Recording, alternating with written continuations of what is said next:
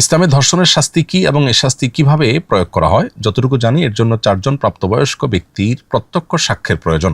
কিন্তু ধর্ষণের ক্ষেত্রে প্রত্যক্ষ সাক্ষী তো অসম্ভব, সেখানে আবার 4 জন।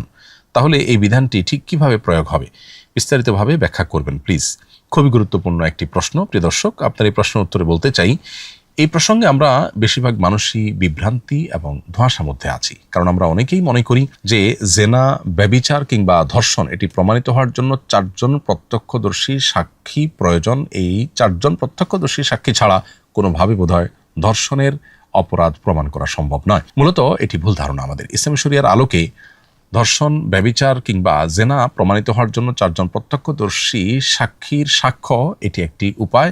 এর বাইরে আরও উপায় আছে যেটা দিয়ে ধর্ষণের অপরাধ প্রমাণিত হতে পারে। কোনো ব্যক্তি যদি কারোর ব্যাপারে অভিযোগ দায়ের করে যে অমুক ব্যক্তি জেনায় লিপ্ত হয়েছে, ব্যভিচারে লিপ্ত হয়েছে, তাহলে সেক্ষেত্রে সেটি প্রমাণের জন্য শরিয়া তাকে 4 জন প্রত্যক্ষদর্শী সাক্ষী উপস্থিত করার বাধ্যবাধকতা আরোপ করে। কারণ একদিকে মানব সভ্যতাকে টিকিয়ে রাখবার প্রয়োজনে সমাজের জেনা, ব্যভিচারের মতো অপরাধকে চরম অপরাধ হিসাবে চিহ্নিত করে তার জন্য অত্যন্ত কঠিন এবং মর্মন্তুদ শাস্তির বিধান রেখেছে ইসলামী শরিয়া।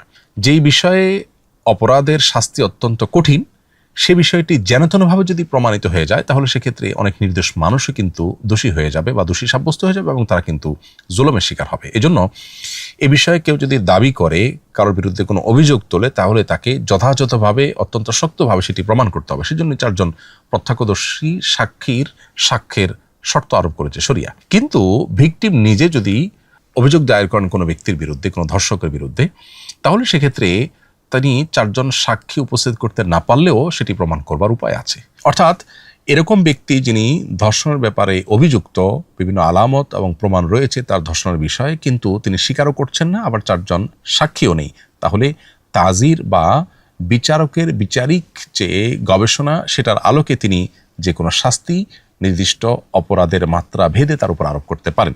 এমনকি সেটা মৃত্যুদণ্ড পর্যন্ত হতে পারে। তার মানে এই দাঁড়ালো যে কেউ ধর্ষণ করলো আর 4 জন সাক্ষী নেই দেখে সে পার পেয়ে যাবে, এ ব্যাপারটা একেবারেই ভুল ধারণা আমাদের অনেকেরই। আবার আরেকটা বিষয় এখানে আছে, সেটা হলো যে একটা তো হলো যে জোরপূর্বক শারীরিক সম্পর্ক করলো, শুধু এটুকু। তার জন্য তো আমরা বললাম 3টা উপায় আছে।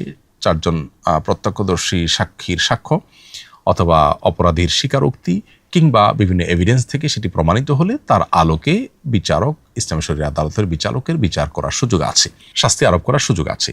এই 3টার বাইরে আরেকটা অপশন আছে, সেটা হলো যদি কেউ অস্ত্র ব্যবহার করে, আতঙ্ক সৃষ্টি করে, অপহরণ করে এবং এরপর যদি পাশবিক নির্যাতন করে জোরপূর্বক, তাহলে সেক্ষেত্রে সেটাকে ফাসাদ ফিল আরদের অধীনে ফেলে তার চরম শাস্তি কার্যকর করা যেতে পারে।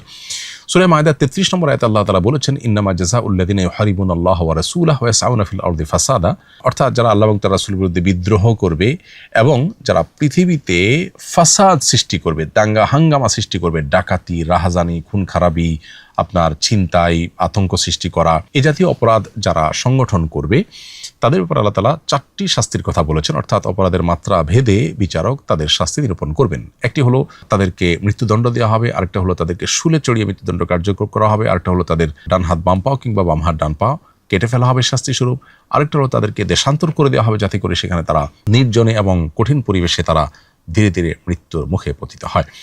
তো এই যে 4টি চরম শাস্তির কথা বলা হয়েছে, এটি হলো ফাসাদ ফিল আরদের শাস্তি। অতএব কোনো ব্যক্তি যদি কোনো নারীকে অপহরণ করে এবং তার প্রতি যদি পাশবিক নির্যাতন করে, অস্ত্রের মুখে জিম্মি করে, অপহরণ করে, হাঙ্গামা সৃষ্টি করে, আতঙ্ক সৃষ্টি করে, তাহলে সেটা ডাকাতির মামলার অধীনে পড়বে এবং তার জন্য 4 জন প্রত্যক্ষদর্শী সাক্ষ্যের প্রয়োজন নেই, বরং সেটা প্রমাণিত হলে সেই ব্যক্তিকে চরম শাস্তি দেয়া যাবে ইসলামী শরিয়ার আদালতের বিচারের আলোকে। অতএব এখান থেকে পরিষ্কার হয়ে গেল যে আমরা যারা মনে করি যে ইসলামের দৃষ্টিকোণ থেকে কোনো নারী ধর্ষিত হলে তার ধর্ষণ প্রমাণের জন্য 4 জন প্রত্যক্ষদর্শীর সাক্ষ্য ছাড়া সেটা প্রমাণ করা যাবে না, এটি ভুল ধারণা। মূলত এটিকে প্রমাণ করবার আরও বিভিন্ন উপায় আছে এবং অপরাধের মাত্রা ভেদে আল্লাহ রাব্বুল আলামিন শাস্তি আরোপ করেছেন। আল্লাহর দেওয়া শাস্তির বিধান কিয়ামত পর্যন্ত মানুষের জন্য প্রযোজ্য, যথাযথ মানবরচিত বিধান এবং বিচার ব্যবস্থা, এটা কোনোভাবেই আল্লাহর দেওয়া বিধান এবং বিচার ব্যবস্থার সাথে তুলনাযোগ্য হতে পারে না, সেটা আমাদের বুঝে আসুক কিংবা না আসুক। আস সুন্নাহ ফাউন্ডেশন, উম্মার স্বার্থে সুন্নাহর সাথে।